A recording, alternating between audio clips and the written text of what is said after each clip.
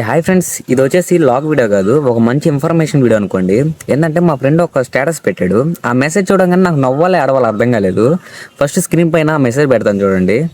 అదేంటంటే పురుషులను గౌరవించడం మన సాంప్రదాయం, వాళ్ళకి కేటాయించిన సీట్లోని వాళ్ళనే కూర్చొనిద్దాం. ఈ మెసేజ్ చూడగానే నాకు నవ్వాలి ఆడవాళ్ళు అర్థం కాలేదు. ఎప్పుడైతే ఫ్రీ బస్సులు వచ్చాయో అప్పుడు టైం మనకి రివర్స్ అయిపోయినాయి అనమాట. ఒకప్పుడు మనం ఇది లేడీస్ కోసం రాసేవాళ్ళం, ఇప్పుడు ఏంటంటే మన కోసం రాసుకోవాల్సి వస్తుంది. ఇప్పుడు ఈ బోర్డు చూసి వాళ్ళు కూర్చున్నది ఎక్కడికి పోయి ఇది మా కోసం కేటాయించిన సీట్ అని చెప్పి వాళ్ళని అడగతారేమో. అడగబాకండి.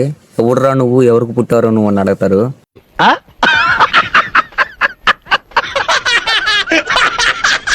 ఎంత చెప్పినా మేము అడుగుతామంటే ఒక వీడియో ప్లే చేస్తాను, దాన్ని చూసి అప్పుడు అడగండి. తేనె తుట్టెనైనా గదిలియొచ్చు గాని ఆడోళ్ళ జోలికి పోవద్దుల్లా. అగ చూడు రే, అలా జోలికి పోయిన పాపానికి గీ అన్న పరిస్థితి ఎట్లయిందో.